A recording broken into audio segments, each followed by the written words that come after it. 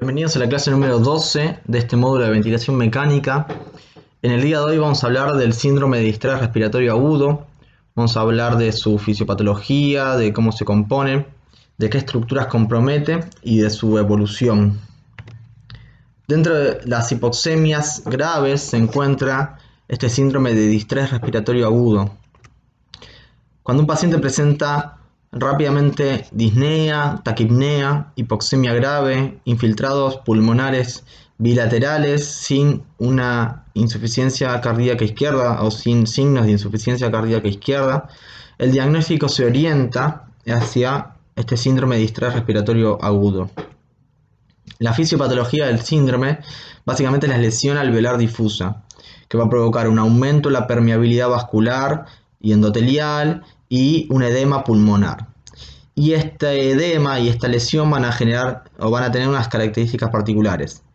Primero, el edema pulmonar, el edema alveolar e intersticial va a ser de carácter exudativo, va a contar con la presencia de proteínas, distinto al edema cardiogénico, que va a ser de carácter transudativo.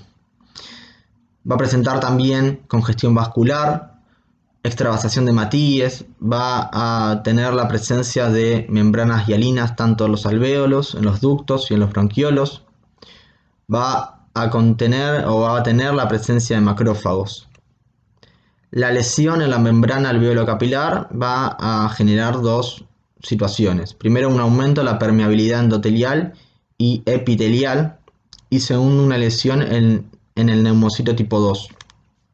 El aumento de la permeabilidad del endotelio y del epitelio va a generar que todo el líquido circulante ingrese dentro del alvéolo y en el intersticio y genere un edema intersticial y alveolar. Por otro lado, la lesión del neumocito 2, el encargado de producir el surfactante, va a hacer que disminuya este surfactante, y ambos, esta disminución del surfactante y del edema intersticial alveolar, van a generar un llenado y cierre de alvéolos y de las vías aéreas respiratorias. Este llenado de edema exudativo va a generar una capacidad residual funcional disminuida, va a aumentar el cortocircuito y va a producir una disminución de la distensibilidad. Los mecanismos de producción del síndrome de distrés respiratorio agudo pueden ser directos o indirectos, o lo que es lo mismo decir que son mecanismos pulmonares o mecanismos sistémicos, que se van a concretar en una lesión endotelial y epitelial, como dijimos recién, del pulmón. Y van a tener componentes celulares y componentes inflamatorios, que son característicos de este síndrome. El mecanismo directo se va a iniciar en las células alveolares y en el surfactante. Va a tener implicaciones directas en el tejido pulmonar y van a iniciar la activación de los macrófagos alveolares. Las causas pulmonares de este síndrome pueden ser la aspiración de contenido gástrico, la neumonía difusa, el ahogamiento, la inhalación de gases tóxicos, la toxicidad por oxígeno, una contusión pulmonar, la expansión y reperfusión pulmonar, características de disminuir bruscamente los niveles de PIP siendo ventilados mecánicamente el paciente. Tenemos que tener en cuenta que estos mecanismos directos van a afectar justamente directamente al pulmón y van a ser lo que causen el síndrome. Por otro lado, el mecanismo indirecto va a iniciarse en el endotelio vascular del pulmón. Las células activadas y los mediadores de la inflamación que se generan a distancia, fuera del sistema pulmonar, llegan al pulmón por la vía vascular y son los que generan el síndrome. Mediante el estímulo de los macrófagos y los leucocitos se va a producir una activación de las vías del plasminógeno, la tromboplastina y el activador plaquetario. Se van a liberar mediadores de la inflamación que actúan primero sobre la superficie del endotelio y luego actuarán en el espacio extravascular. Y lo que va a producir esto es que se amplifica la reacción inflamatoria en el pulmón. Las causas sistémicas de este mecanismo indirecto pueden ser los traumatismos, los grandes traumatismos, la sepsis, la pancreatitis aguda, un shock transfusiones múltiples, quemaduras extensas, cualquier síndrome sistémico que genere un trauma severo va a producir o puede llegar a producir este síndrome de distrés respiratorio agudo. Básicamente, la lesión inicial, la liberación de endotoxinas o de lipoproteínas van a generar primero la activación de los macrófagos, por otro lado la activación del sistema de complementos, por otro lado la agregación plaquetaria, van a favorecer la agregación plaquetaria. Estos tres componentes van a generar un daño tisular y la misma liberación de endotoxinas o la misma lesión inicial va a generar el daño tisular por vía directa. A través de estos cuatro componentes que están interrelacionados entre sí, el pulmón va a sufrir una serie de daños y van a llevar a esta generación de edema exudativo y la consecuente formación del distrés. La fase que tiene este distrés son tres, justamente. Hablamos de la primera fase o fase exudativa aguda, dentro de la primera semana, de 0 a 7 días, donde se lesionan las células endoteliales de los capilares alveolares y las células epiteliales alveolares. Los alvéolos se van a llenar de un líquido exudativo que va a comprometer el intercambio gaseoso, va a generar un shunt con la consecuente alteración BQ y un colapso alveolar difuso. El mismo exudado que ingresa en los alvéolos va a inactivar el surfactante y va a inactivar a los neumocitos tipo 2. El resultado de este exudado dentro del alvéolo va a ser un agravamiento de la hipoxemia que va a dejar de responder a la administración de oxígeno suplementario, ya que no llega este oxígeno a la zona de intercambio gaseoso. Acá vemos un alvéolo normal.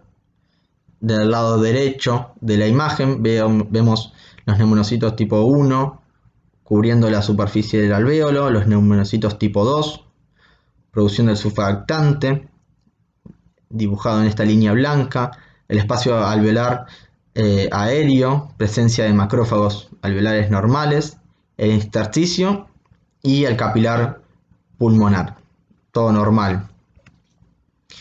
Cuando se presenta o cuando comienza este síndrome, va a aumentar la permeabilidad de la membrana alveolar, lo que va a permitir que todo este exudado o este líquido intersticial ingrese dentro del alvéolo. Van a ingresar células rojas. Este exudado, este edema exudativo es de características no cardiogénicas y la principal lesión va a estar en los neumonocitos. También los macrófagos o los neutrófilos, mejor dicho, activados, van a liberar leucotrienos, factor activador de plasminógenos, oxidantes y proteasa que van a aumentar o amplificar esta inflamación dentro del alvéolo. A la vez, en el sistema vascular se va a generar una diapédesis y una posterior migración de los neutrófilos. Van a producirse microtrombosis vasculares y se va a iniciar la producción de fibrina. Estos neutrófilos van a migrar al espacio intersticial y la formación de microtrombosis más el edema exudativo alveolar van a generar que tanto el sistema de perfusión pulmonar como el sistema de ventilación estén alterados y van a generar unidades silentes. Son aquellas unidades que no reciben ni perfusión ni ventilación. Son unidades del pulmón completamente disfuncionales. Por eso la utilización de diuréticos no va a generar una eliminación del edema, ya que es de carácter exudativo, y no se va a poder realizar el intercambio gaseoso porque esta unidad completamente quedó silente. Si pasamos a la segunda fase o la fase proliferativa, dentro de las primeras de la semana número 2 y número 3, se va a caracterizar primero por una resolución de esta fase aguda, si el problema de base se resolvió y el cuerpo pudo resolver este síndrome, y dará lugar a la reparación del pulmón o puede progresar a la fase número 3.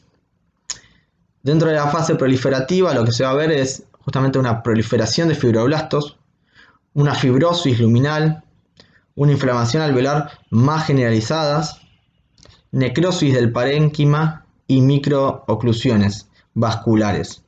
El intersticio se va a llenar de células de la estirpe blanca y de edema y de congestión.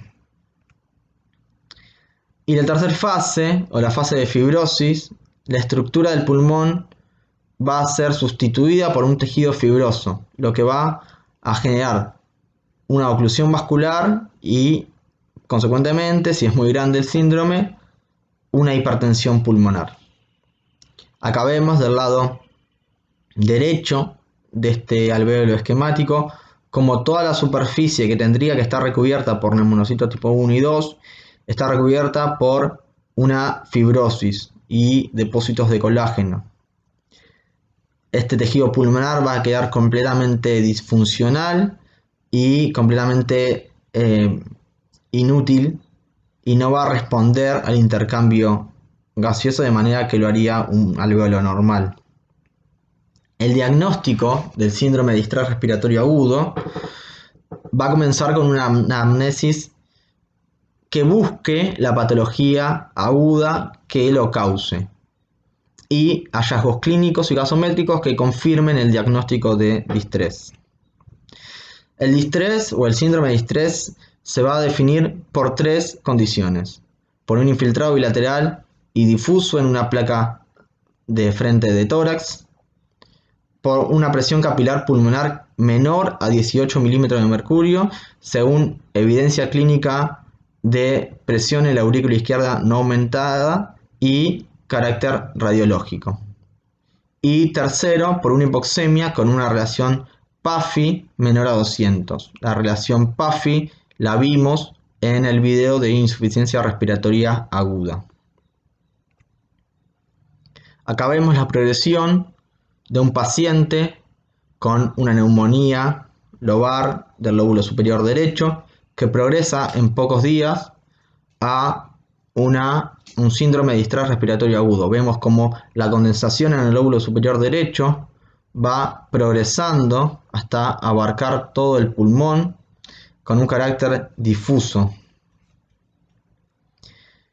Si la PAFI, la relación PAFI es menor a 300, está entre 200 y 300, junto con las características antes mencionadas, hablamos de una lesión pulmonar aguda, no de un síndrome de distrés respiratorio.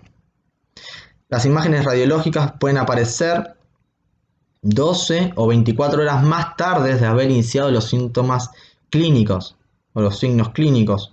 Su forma de presentación radiológica van a ser los infiltrados alveolares bilaterales.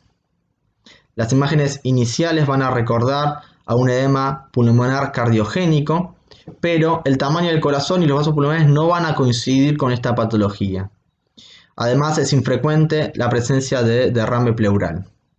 Entonces, si vemos este ejemplo radiológico de un edema intersticial cardiogénico, vemos que los cilios pulmonares están congestivos o lo que se denomina corazón velloso. Va a haber un aumento de la trama intersticial en las líneas B de Kerley y el corazón va a estar agrandado. Para ver mejor estas imágenes, dibujamos el corazón velloso en amarillo y las líneas B de Kerley en violeta y las dejo con la imagen sin el agregado de colores para que la puedan observar bien. Si necesitan verlas mejor, pueden ponerle pausa al video y verlas con más detalle.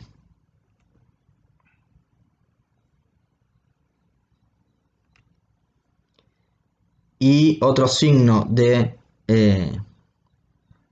edema cardiogénico, además del corazón agrandado que se ve bien acá, es el borramiento del seno costodiafragmático, en este caso derecho.